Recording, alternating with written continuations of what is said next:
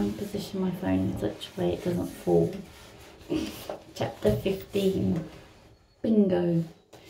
So, remember, so far, Chipstick has gone down to the allotment with Grandad. He's trying to convince Grandad not to get rid of the plant. Has he managed it? We don't know. Grandad wants room for his beans. Chipstick clearly wants more dragons. So, our next chapter is called Bingo. And we know Bingo is a game. Do you think they're going to be playing bingo in this chapter? We'll find out. Right, Chipstick. Let's see if you're right. Come on. Grandad pulled open the door to the garden shed and disappeared inside. I followed him, trying not to cough at the dust and the earthy smell. Have you got a shed at home? Sheds always seem to have that really earthy smell. The shed leaned awkwardly, and I couldn't help wondering if it might just give up and collapse if either of us was so much as sneezed. I think sheds are a bit like that as well. I know my shed at the bottom of the garden is a little bit rickety. Door is all just propped open, and if you open the door, it sort of gets stuck. And you think if you take it too much further, my shed might fall down too. On one side, there were wooden shelves loaded with empty flower pots, bits of strings, and ancient-looking packets of seeds. Grandad reached up and pulled something from the top shelf. It was a huge old book. He swept dust from the leathery cover. I spotted this in here the other day when I was rootling around for a trowel. Do you know what a trowel is? A trowel is like a garden spade, but it's got like a fork look to it. I think that's a trowel, actually. I'm not much of a gardener either. I might Google that. If I've got it wrong, I'll get back to you. The old woman who lived here must have left it. She left all sorts of bits and pieces as it happens, but unlike the Guatemalan rain stick, this might actually be useful. It's an encyclopedia of plants. We laid the book on the little countertop under the window, brushing away as much of the dirt as possible first and sending a family of spiders scurrying to safety. A World of Plants, it's called, Grandad said. I was thinking of using it to look up some things to grow. Let's see if it's got anything to say about that tree of yours, hey? The cover was thick with grime, but the lettering of the title was all fancy and lovely, like some old spell book you can see in films. I was sure it creaked when we opened it too.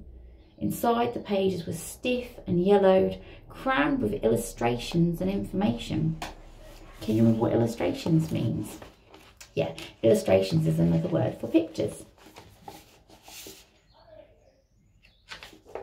We flicked through, but there was no sign of the strange spiky dragon fruit tree, until at last Grandad cried, "Bingo!" and thumped his hand down on the counter, half choking me with the dust explosion that came from the book. And there it was, the pitaya, a dragon fruit. I ran my hand over the picture as if I could feel the spiky leaves on the page. "Looks as if you were right," he said. "Says here we should get 5 or 6 crops of fruit at least."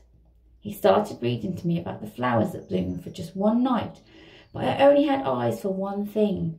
In a swirly bordered box at the bottom of the page was a tiny picture of a dragon and a paragraph of text. I had found the legend of the dragon fruit. I read the first words, my heart jumping around inside me, eyes skitting over the letters in my excitement. Sadly, my excitement soon fizzled out. Legend had it that dragons were supposed to breathe out the dragon fruit, but it didn't say anything about dragons actually growing inside the fruit, like Flicker had. I peered out of the dirt-streaked window, wondering if there were really more dragons out there, or if mine was the only one. At home again, muddy and tired, I set all the books from the library out on my bed. Maybe there was something I'd missed. Flicker flew over and started scratching at the covers, but I didn't think Mrs. Olive would be very happy about that, so I found him a cereal packet to destroy instead. I read until late into the night, until my eyes burned with tiredness, trying to keep them open. Finally I gave in, and I wriggled down under my covers. I loved the night time with Flicker, and not just because there wasn't much poo and mess to clear up. You see, when I lay in bed, he left the toy box and he would curl up right against me.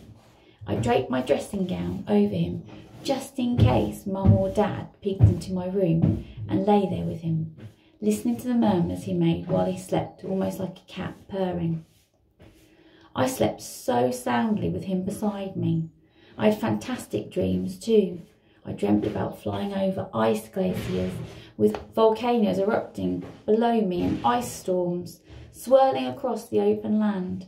The dreams were so vivid that I woke up remembering every colour and detail as if I had really been there. I always woke up with such a happy feeling, and sometimes when I opened my eyes and saw Flicker curled up, he was changing colours in flashes, one after the other, as if he was dreaming happy dreams too. His scales rippled from red to orange to blue to white, pulsing like a fiery kaleidoscope. That night, though, I woke up with a shiver. There was no warm breath across my chest. Flicker wasn't on my bed. I peered across the shadowy room, waiting for my eyes to adjust, searching for the glow of the little dragon somewhere. I finally spotted him perched on the windowsill. No wonder I hadn't seen him straight away. He seemed to have turned a dusky charcoal grey colour. I tiptoed over. He was staring out at the inky sky, and the rain was falling. "Flicker," I whispered. He swung his head round and saw me, and a little wave of colour rippled down his body. He turned back, took one last look at the sky, then stretched his wings and flew up to my shoulder.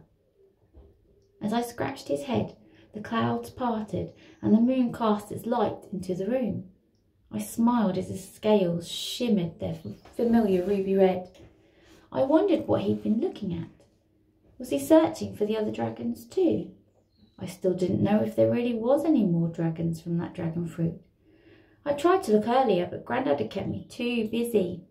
Seeing Flicker staring out like that, I decided it was time to find out once and for all. That takes us to the end of chapter 15. Chapter 16 is called Bat Watch.